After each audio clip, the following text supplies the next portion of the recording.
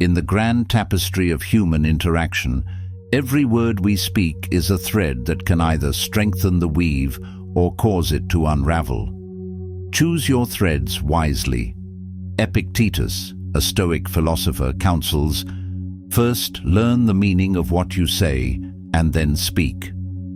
In the theatre of life, the wise man often chooses to be an audience, understanding that words are like keys. Used wisely, they can unlock greatness. Used recklessly, they can close the doors of opportunity. He practices the art of Stoicism, speaking not out of turn, but out of truth, teaching us that the most profound statements are often made in silence. The wise man's silence is a loud lesson. He speaks only when his words outweigh the silence. For in the halls of Stoicism it's known, "Speak not because you must, but because your words can change the must into a meaningful melody." A sage whispers in a world that shouts, knowing that wisdom, like the sun, doesn't have to roar to be felt. In the stillness of his calm, he teaches the Stoic truth. It's not the volume of our words, but the weight of their silence that truly speaks. We're all too familiar with those who only talk for attention, filling the air with meaningless chatter to mask their lack of substance. But the ancient Stoics knew better. They saw words as weapons, effective only when precisely targeted and used purposefully. On top of that, it's in silence that we can observe, learn, and understand. Thus, by speaking less and listening more, your words gain weight and substance, making others listen when you speak. In a world where everyone seems to be talking but nobody is truly listening, the ancient Stoics presented a powerful alternative. They taught us that words are not merely sounds, but tools to be used sparingly and effectively. There is a quiet strength that moves through the world unnoticed. It does not shout. It does not clench its fists. It does not seek to dominate the conversation or strike back at insults. It simply remains. That is the way of the Stoic. When others are provoked, the Stoic remains steady. When others argue, the Stoic listens. When others are offended, the Stoic considers. In a world of noise, the Stoic's silence commands attention. The Stoics understood that the loudest person in the room is often the most insecure, that the truest wisdom is spoken the least, that the most unshakable form of power is not found in dominance, but in self-command. In this video, we will walk through 7 keys to unshakable power, lessons drawn from the quiet, the calm, and the deeply disciplined.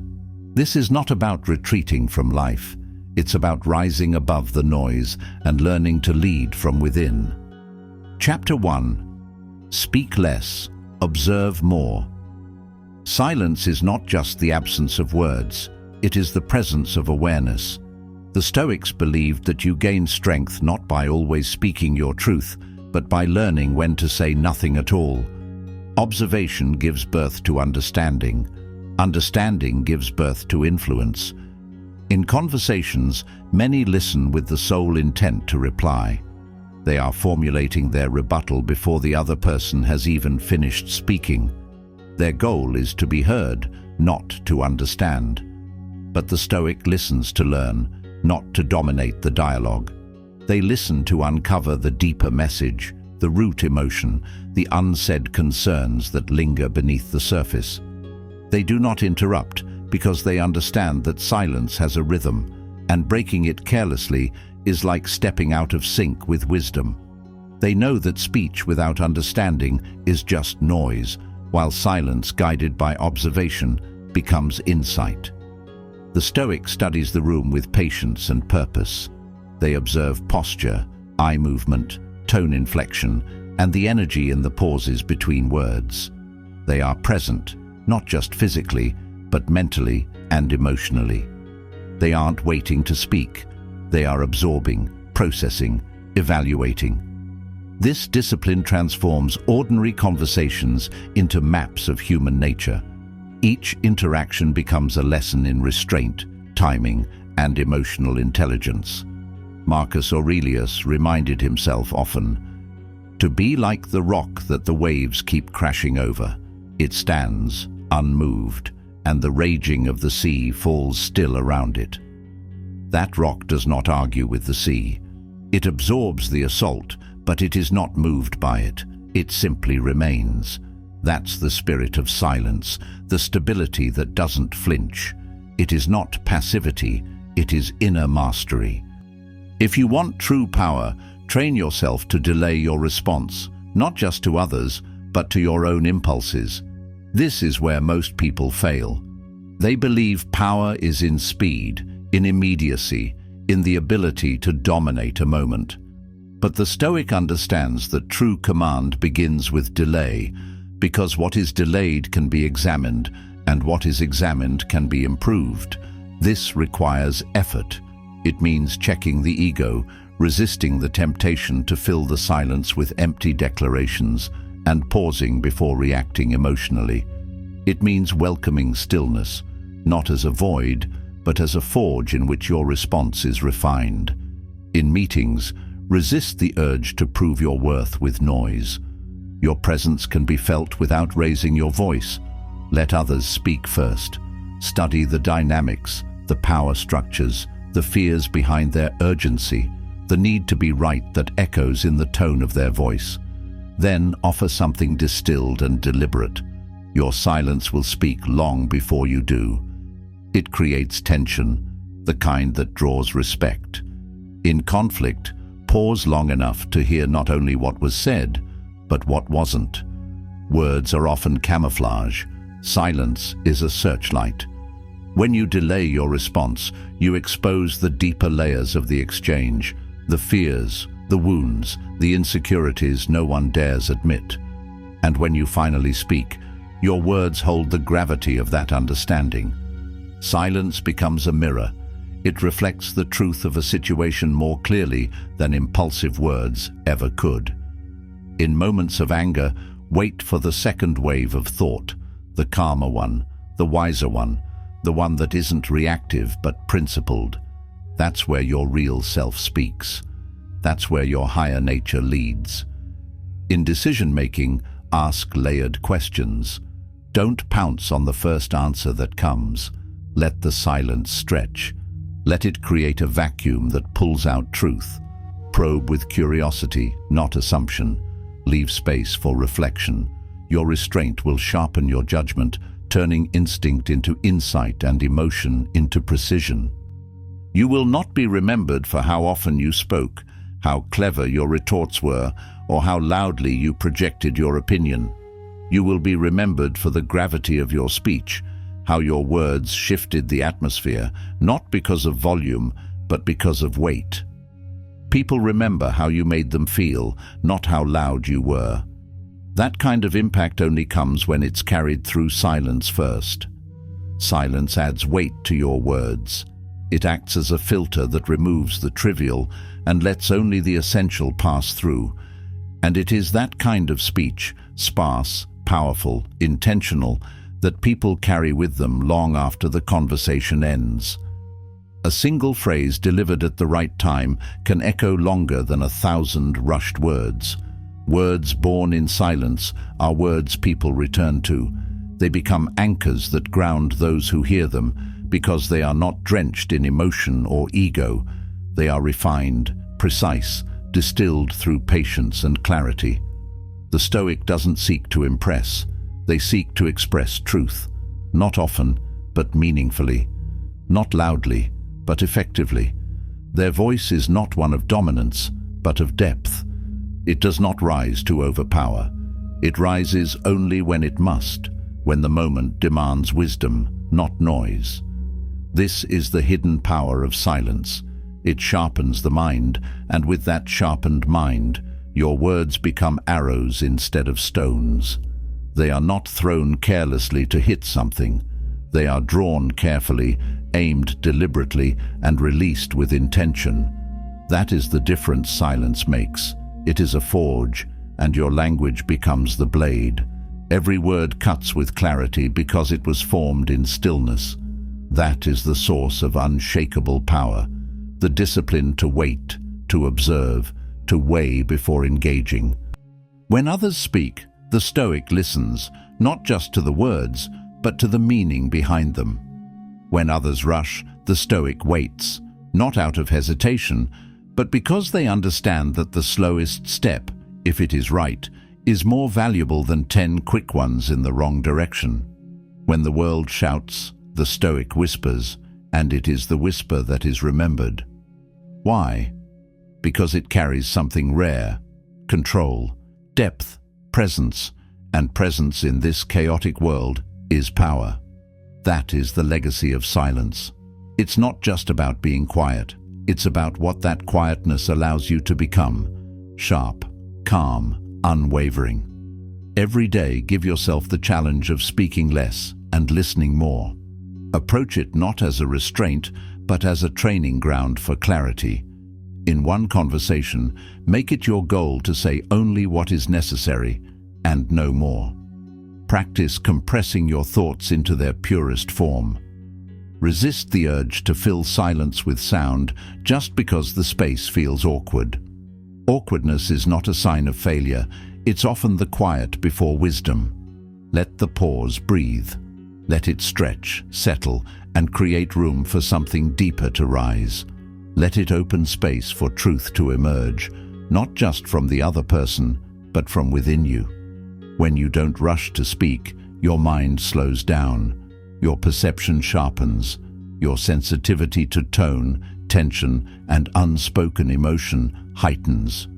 In that silence, you begin to understand not just the dialogue, but the dynamic behind it. Notice what you learn when you're not rushing to be heard. You'll often find that people reveal more in silence than they do in speech. You'll detect insecurity in a nervous laugh, arrogance in an overcompensation, honesty in a pause that holds emotion. Silence becomes your lens, and through it, you gain a clearer view of the world and of yourself. Keep a journal of what was revealed in silence that would have been missed in speech. Capture what you sensed, what you felt, what became clear. Track the lessons not just from what was said, but from what was left unsaid. Over time, you'll begin to notice that you're not just learning about others, you're discovering yourself. You're meeting the version of you who doesn't need to react, who doesn't chase recognition, who doesn't depend on validation to speak with purpose. And that discovery is the beginning of mastery. It is the quiet ascent to self-command. It's where influence begins, not with noise, but with presence, not with dominance, but with depth. That's the true reward of the daily challenge to speak less and listen more, the emergence of a self that is calm, wise, and unshakably powerful. Chapter 2. Let the world misunderstand you. There is a rare power in not needing to be understood. Most people waste their energy explaining, defending, and proving themselves. But the Stoic does not require external approval to validate internal truth. They know who they are. They do not argue with misperception. Epictetus taught that we should concern ourselves only with what is within our control. Perception? That belongs to others. Integrity? That belongs to you. The urge to correct every misjudgment, to clear your name, or to force someone to see your heart, that urge is a form of ego, a loud one. The Stoic lowers that noise. When someone misreads your silence as weakness, let them. Their assumption is not your burden. It is not your job to chase down every misconception and dress it in clarity. The compulsion to explain is often a reaction to fear, the fear of being seen the wrong way. But a Stoic does not fear misperception because they have already accepted the simple truth. What others think is not within your control. You are not obligated to rush in and correct every false judgment. Each time you refrain from defending yourself, you prove something greater, that your sense of identity does not hinge on anyone else's understanding. True power does not panic in the face of misunderstanding. It remains still. It does not rush to clarify or scramble to appease. It watches. It holds firm. It recognizes that the truth will reveal itself in time, and until then, silence can carry more weight than 1,000 explanations. When someone mocks your restraint, smile not with arrogance, but with knowing. You know what they do not. That restraint is not weakness, it is wisdom under control. Restraint is a form of strength misunderstood by the impulsive. The one who always reacts is ruled by others. The one who chooses not to is ruled by principle. The wise do not rush to prove themselves because their life already proves it, and their legacy will echo long after noise has faded. There is nothing louder than a life lived in alignment. It does not need explanations or arguments. It radiates consistency, principle, and quiet confidence. The man or woman who lives with values does not need to campaign for credibility. The light of character is self-evident. This is the kind of life that exposes lies without saying a word, that confronts noise not with louder noise, but with stillness. Stillness disarms chaos. Truth needs no defense. It stands on its own, unwavering, unmoved by rumor, untouched by slander. Let your discipline echo louder than their gossip. Let your silence disrupt their assumptions. Your silence is not surrender. It is sovereignty. It is the posture of someone who answers only to their highest self. You are not retreating, you are choosing your ground. And ground chosen with intention is ground no one can take from you. Every time you resist the urge to react, you train your character. You separate impulse from principle. You separate pride from virtue. Every time you let the world chatter while you stay composed, you gain ground in the only battlefield that matters, yourself. And it is on that battlefield that real power is born. When you feel misunderstood, pause and ask, is this worth correcting, or is it just my pride speaking? So often, our first impulse is to defend ourselves, to jump in and clarify, to set the record straight. But that reflex comes not from clarity, it comes from ego. It arises from the deep discomfort of not being seen correctly, not being validated, not being understood. The Stoic pauses here. They know that the need to explain is not always the need to serve truth. It is often the desire to soothe the self. Ask yourself, is what you're about to say for truth's sake or for your own comfort? Silence in these moments is not weakness. It is strength in stillness. When you don't correct someone's misjudgment, you allow your life, not your lips, to become the teacher. You let time and integrity tell the story for you. That is a higher form of leadership. Write out 3 scenarios in your life where you can begin practicing the art of quiet acceptance instead of verbal defense. Think of the times you've been misrepresented, spoken over, or reduced by someone else's limited understanding. Imagine choosing not to react, not to fire back, but to rise quietly. How much energy would you save? How much dignity would you preserve? In those moments, silence becomes armor. It shields your peace from being bruised by every careless word or wrong assumption. Let these 3 scenarios be your training ground. In each one, resist the urge to make yourself understood. Let it be enough that you understand yourself. Let the silence carry the message your words would have complicated. And trust, those who truly matter will see. Those who don't, never would have, even with all your explanations. Chapter 3. Detach from the outcome. Command the process. Power begins when you release the need to control how everything turns out. The Stoics never placed their peace in the outcome. They placed it in the effort, the discipline, and the daily commitment to virtue. Seneca said, "The wise man looks to the purpose of all actions, not the outcome." Silence helps you return to the process. It cuts through the noise of opinion and outcome and brings you back to the only thing you truly own, your effort. While others panic, posture, or protest over what they cannot control, you return to what you can. You wake up early, not to impress the world, but to meet your standard. You do the work with care, not for reward, but because the work itself refines you. You prepare your mind like a soldier polishes his armor, knowing that a well-guarded mind is worth more than applause. You execute the plan, not because success is guaranteed, but because commitment is a virtue regardless of the result. You honor the process for what it does to your character, not just for what it might bring to your reputation. There is a nobility in showing up, especially when no one is clapping, when the rewards are uncertain, and when the path forward is obscured by challenge. You learn to love the act itself, the quiet repetition, the self-discipline, the choice to move forward when no one is watching. That's where true transformation begins. You detach from applause or criticism, not out of apathy, but out of principle. You recognize both as distractions that pull your attention away from what actually matters. Praise can inflate your ego and lead to complacency. Criticism can disturb your peace and provoke insecurity. When your compass is internal, praise becomes irrelevant, and so does blame.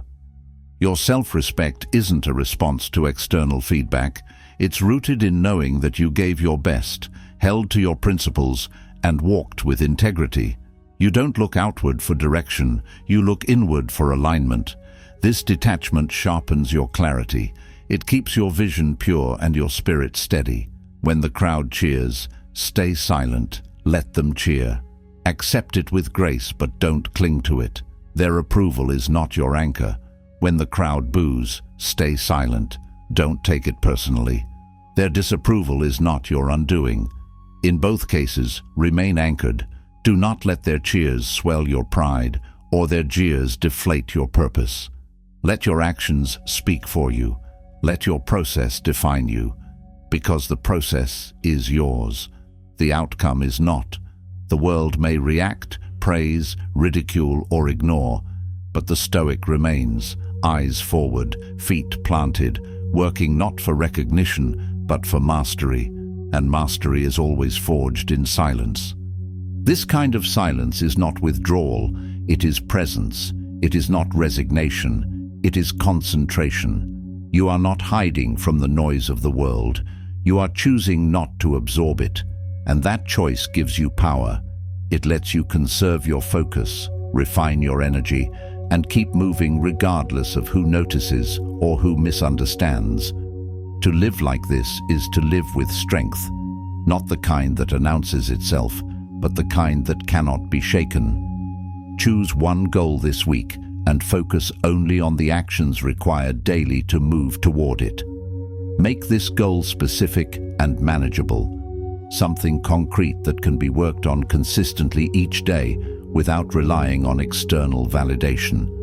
Then, begin each morning by writing down your intention for how you will honor this goal through action. These actions don't need to be dramatic, they simply need to be consistent.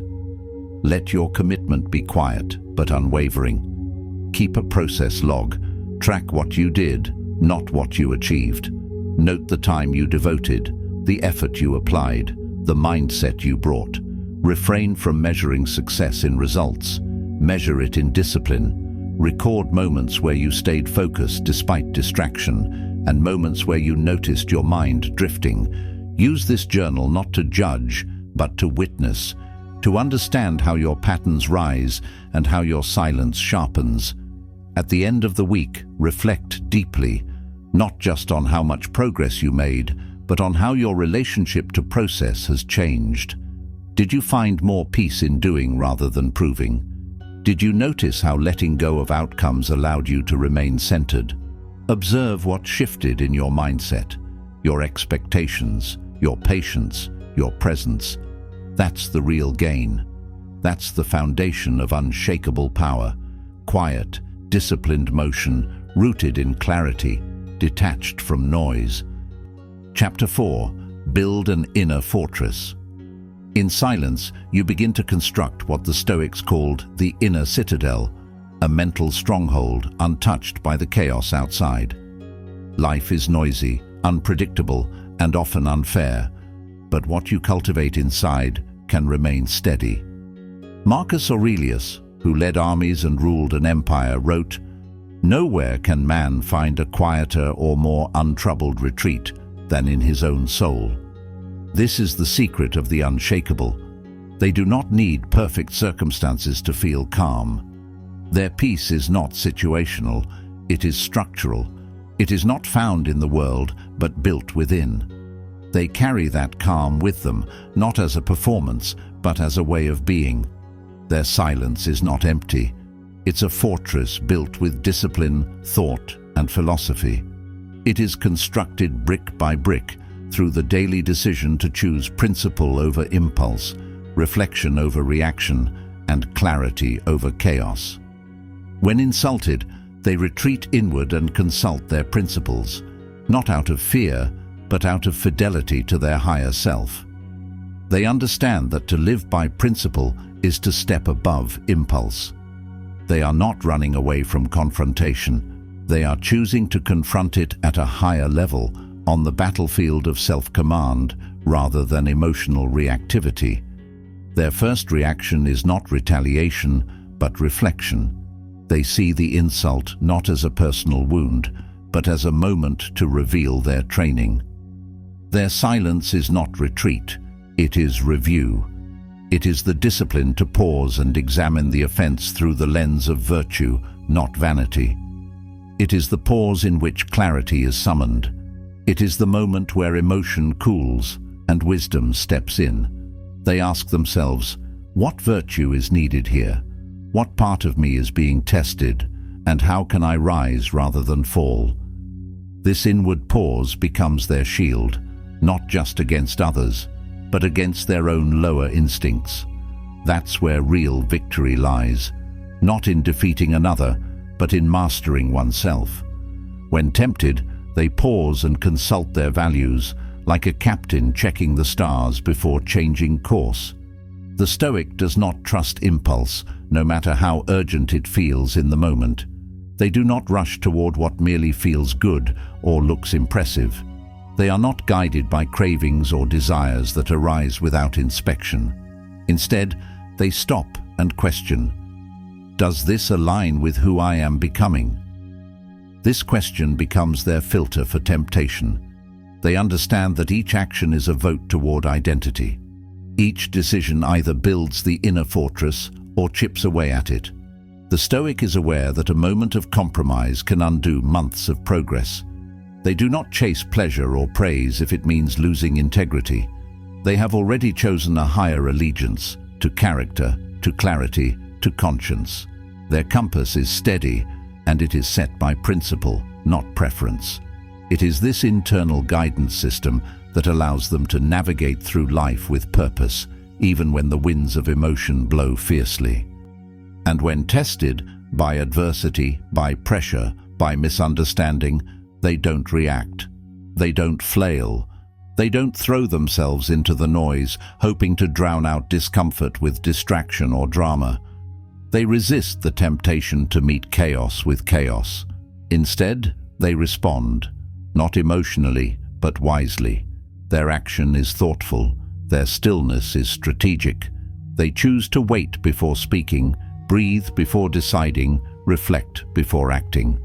They understand that slowness is not weakness, it is wisdom, because they know that a single decision made with calm awareness has more power than 100 made in chaos. A delayed reaction is not an absence of courage, it is a declaration of control. They are not absent from the situation, they are deeply present, but present in a way that protects their power rather than spilling it. Silence is where the strong go to rebuild, not just to rest, but to realign. It is the sanctuary where ego is disarmed and wisdom sharpened. It is the place where the outer world loses its grip and the inner world takes shape. It is where you strip away all the noise, the expectations, the comparisons, the cravings, and sit only with what is essential. Silence is not an escape, it is a return to principle, a return to clarity, a return to the part of you that does not need to win, impress, or react, but only to remain rooted. It is the place where pain is not avoided, but understood. Pain is studied here.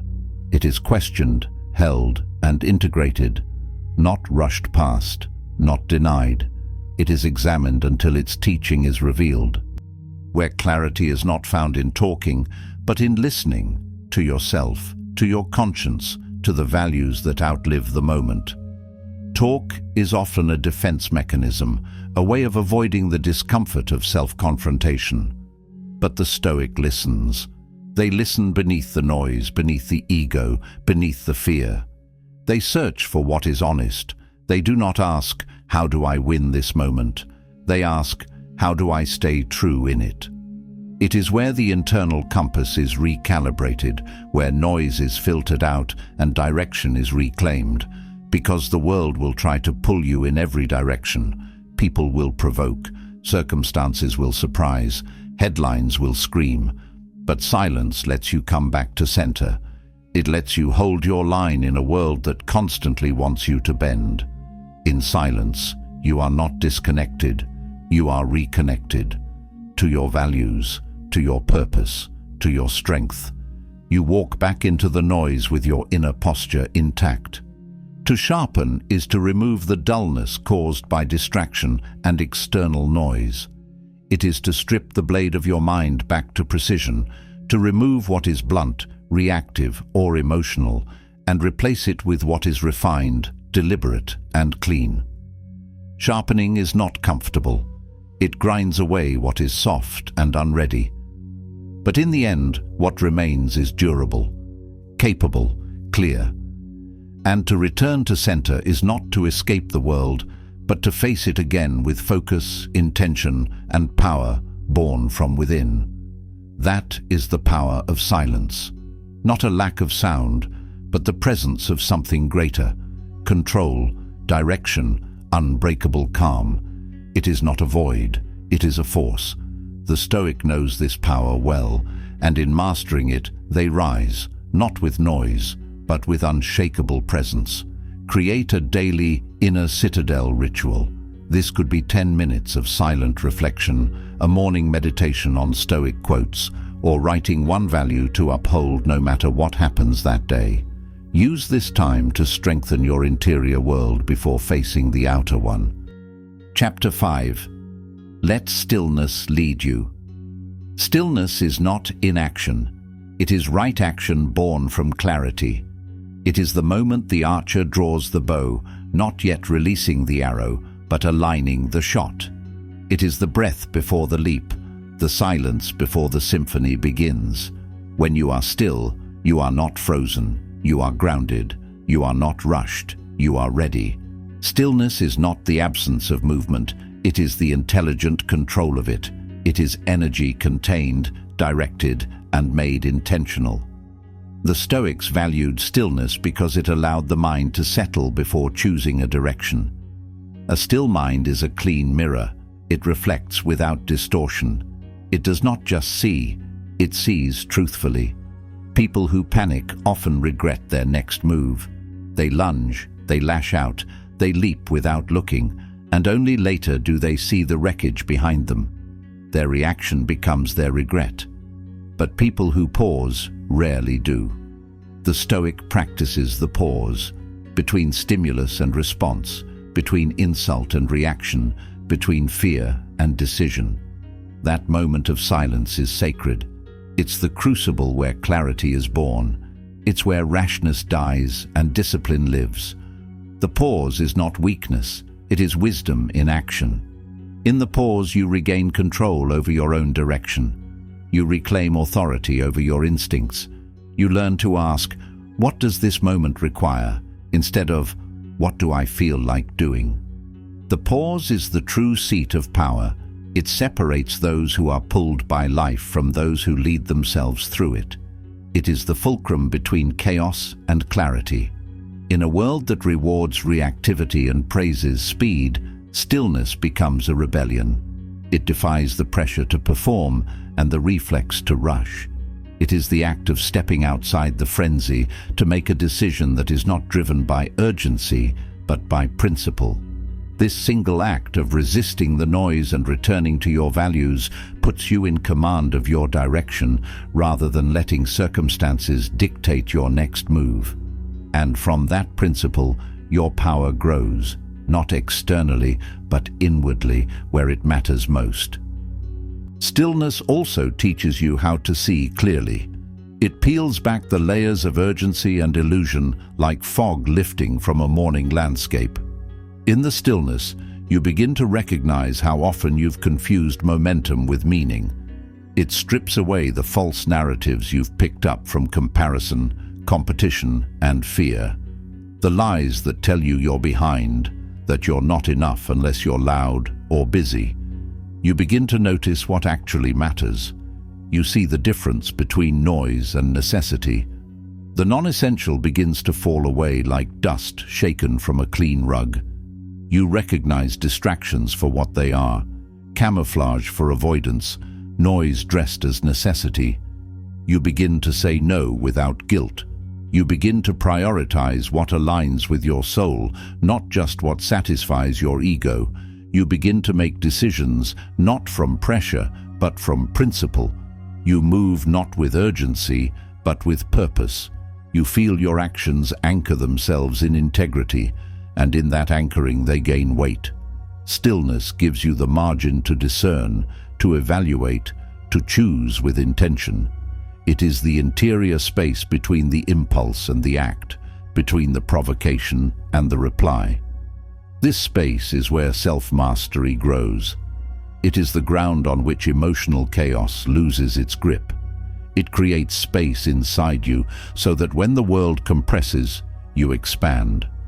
While others narrow under pressure, collapsing into fear or haste, you widen, you breathe, you remain rooted. When others tighten in fear, you open with courage, because you've made room for clarity.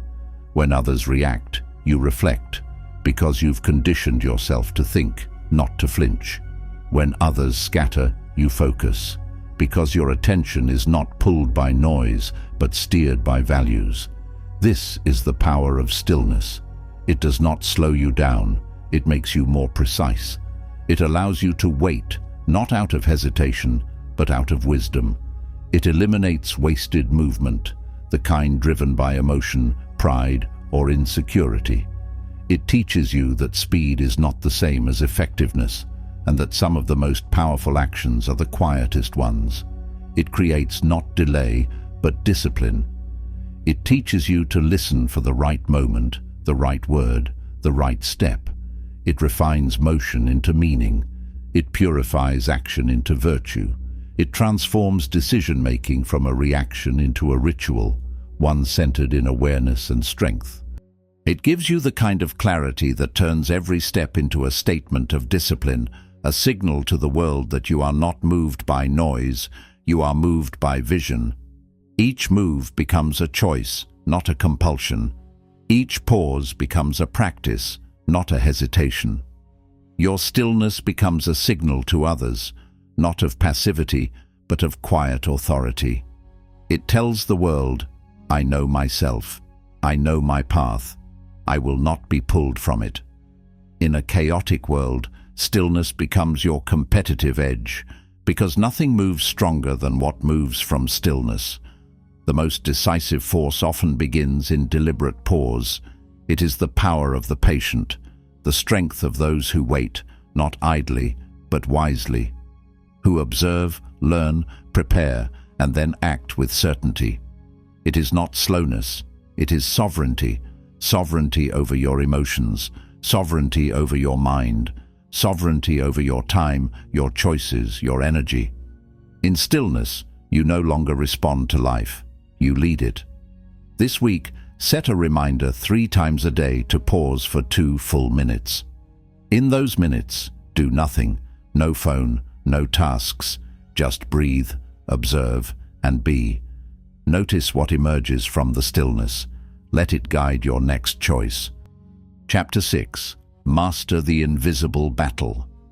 The loudest wars are not the ones fought in public, they are the ones fought inside, in silence.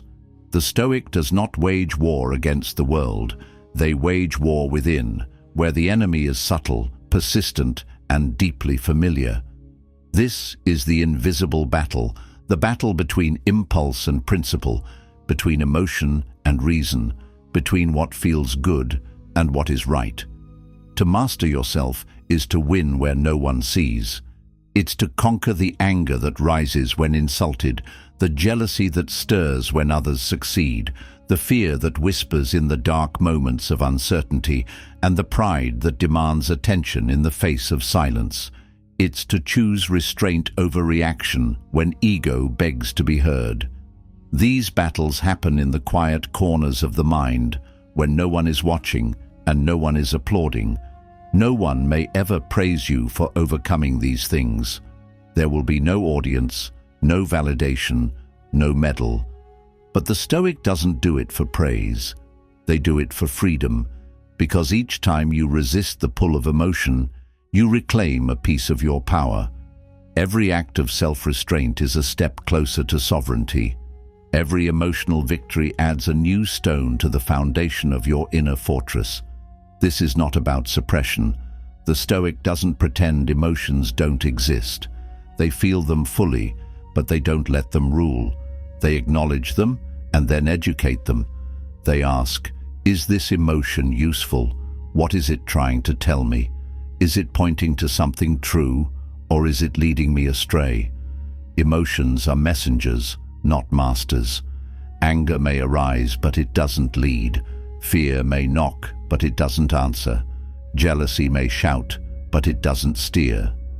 The Stoic lets the emotions speak, but they decide who gets the final word. Their values are the gatekeepers. Their clarity is the filter. Their conscience is the compass. The invisible battle is constant. It shows up in the smallest decisions. The moment you choose to forgive rather than hold a grudge, to delay gratification rather than take the shortcut, to stay silent rather than defend your ego. It's the whisper that tells you to rise early, even when no one will know. It's the pause before correcting someone just to be right. It manifests in how you treat others when no one is watching, how you speak about people who may never hear it, how you resist the urge to justify your actions or prove your worth. It's in the decision to respond with grace when the easier choice is bitterness, to remain calm when provoked, to be generous when your instinct is to withdraw. It is in how you bear discomfort with dignity and how you resist the temptation to become what hurt you. It's the choice not to retaliate when offended, the decision to keep showing up when no one's watching, the discipline to act with integrity when cutting corners would be easier. It's the refusal to let the noise of others drown out the clarity of your conscience. It's the steady commitment to becoming someone you respect, even when no one else sees, applauds, or acknowledges it. These small private moments are the bricks in the foundation of your character. They're the soil where your roots deepen. Each choice reinforces who you are and who you're becoming. They are the sharpening stone against which you refine your identity. They are not public wins, but they are permanent ones. These choices may never make headlines, but they shape your soul. They draw a line through your life, one silent decision at a time, tracing a character that holds steady under pressure and clear under chaos. They transform you from someone who reacts to life into someone who directs it. They turn pain into perspective and delay into depth. They deepen your patience, broaden your compassion, and ground your sense of self in something more durable than emotion or opinion. This is the arena where virtue is forged, not in grand gestures, but in quiet victories. In the discipline to think before you speak, in the patience to listen when your pride wants to interrupt, in the strength to remain unmoved by praise or blame, in the courage to do what is right when what is easy is louder. The battles that build strength are the ones no one sees, and those are the ones the Stoic is committed to winning. Because it is in the silent victories that the strongest armor is made, and that armor, once built, cannot be taken from you. It must be lived, one silent moment at a time. Each evening, Write down one internal battle you faced that day. Take time to reflect, not just on what happened, but on how you responded. Were you patient or reactive? Did you choose pride or humility, jealousy or contentment, impulse or restraint? Did you hold your tongue when tempted to speak, or extend kindness when bitterness was easier? Include even the smallest moments, because those are often the most revealing. These reflections are not just a record, they are a roadmap. They show you where your patterns lie, where your values are tested, and where your strength quietly emerges. Over time, you'll build a record of invisible victories. These entries will reveal the gradual rise of your discipline, the sharpening of your judgment, and the growth of your inner peace. You'll begin to see that the strongest version of yourself isn't the one the world sees. It's the one you meet in silence, the one who stands up for principle when no one is watching, the one who walks away from pride, forgives without applause, and listens to conscience over ego. That version of you is not built in a single moment, but across many quiet, honest nights. And it is from that place of inner honesty that true power is born. Chapter 7. The Strength of Saying Nothing. In a world that celebrates the quick comeback, the witty response, the ability to dominate a conversation, the Stoic understands a deeper kind of strength, the strength of saying nothing. Not out of ignorance, not out of fear, but out of principle, out of the awareness that silence, when rooted in discipline, is a shield and a sword. In a culture that constantly urges you to speak your mind, post your opinion, defend your name, the one who holds their tongue is often the one most in control. Saying nothing doesn't mean you have nothing to say. It means you've measured your words, weighed their purpose, and chosen to speak through restraint. You've decided that the cost of speaking is greater than the benefit. When others gossip, the Stoic remains quiet. Not because they have nothing to say, but because they know that gossip feeds the worst parts of us: envy, pride, insecurity. Their silence is not ignorance, it is discipline. When others provoke, the Stoic stays calm, not because they are unaffected, but because they have trained themselves not to be led by emotion. When others attempt to bait them into conflict or draw them into pettiness, the Stoic chooses the path that preserves peace, not pride.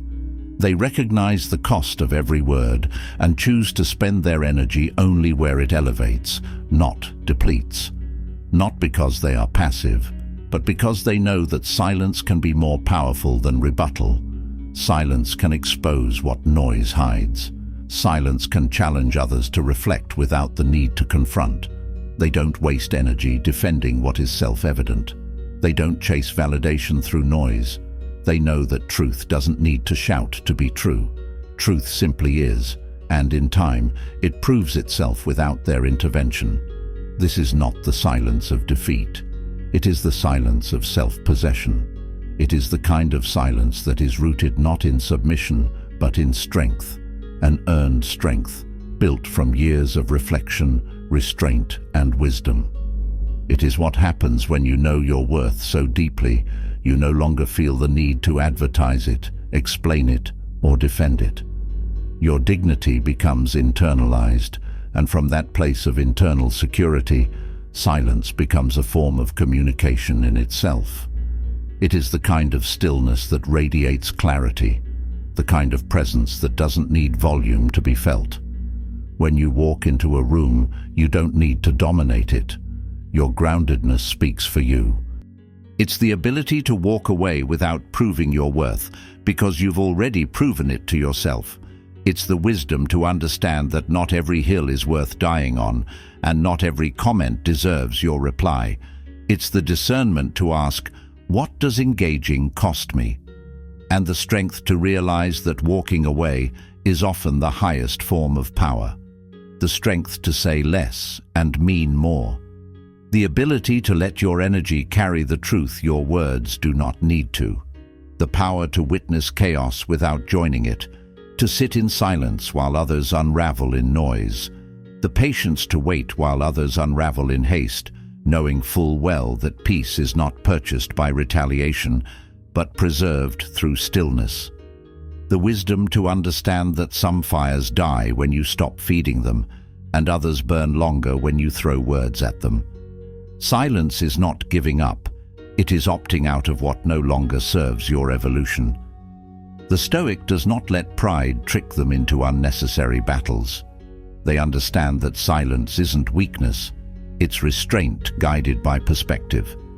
It's a higher order discipline that allows them to endure provocations without being reduced by them. It's the posture of someone who doesn't need to be loud to be heard, who doesn't need to win the room to master themselves. Their silence is not absence, it is mastery. It is forged through countless moments of choosing composure over confrontation, clarity over ego. It is a quiet message to the world that says, I do not participate in every invitation to conflict. I choose the battles that serve my principles, not my pride. This silence is a declaration that they are no longer available for drama disguised as dialogue, nor drawn into arguments that offer no growth. It is a shield against distraction and a container for wisdom. It is a higher form of presence, a quiet that anchors the room, that invites others to rise, that refuses to be dragged down. When a Stoic enters a room, it is not their volume that commands attention, it is their stillness. It is their refusal to be rattled by noise or baited by chaos. This presence is rare. It is why silence, when properly understood, can be more moving than rhetoric and more enduring than applause. To say nothing when every part of you wants to prove, explain, or retaliate, that is strength. That is what Marcus Aurelius meant when he said, "The best revenge is not to be like your enemy. It is to remain aligned with your values when provoked, to protect your peace when your ego wants war, to stand with composure while others collapse into reaction, to choose poise over pride, not to mirror their energy, not to match their tone, not to let their actions rewrite your standards. It is to remain sovereign in a storm, to remain unmoved in the face of misunderstanding, to let your restraint speak louder than retaliation. Words may win arguments, but silence wins peace. Peace, when maintained through intentional quiet, becomes a profound form of self-respect, an inner temple where dignity is guarded and not auctioned off for the fleeting thrill of winning a verbal exchange. And peace, in a world that rewards noise, becomes a form of rebellion, an act of resistance against a culture that idolizes reaction and rushes to respond. Silence doesn't just hold space, it transforms it. It takes the tension in a room and diffuses it. It takes anger and denies it a target. It takes misunderstanding and allows it to be examined rather than escalated. Silence lets the truth settle into the space that noise once occupied. It gives time for insight to bloom and for clarity to rise out of confusion. It grants us the stillness to see what's real, to separate the urgent from the important, and to give meaning room to breathe. Silence has a gravity to it. It pulls everything unnecessary out of the room. It drags the superficial to the edges and brings the essential to the center. In that silence, there's no need to perform. There's no urge to posture.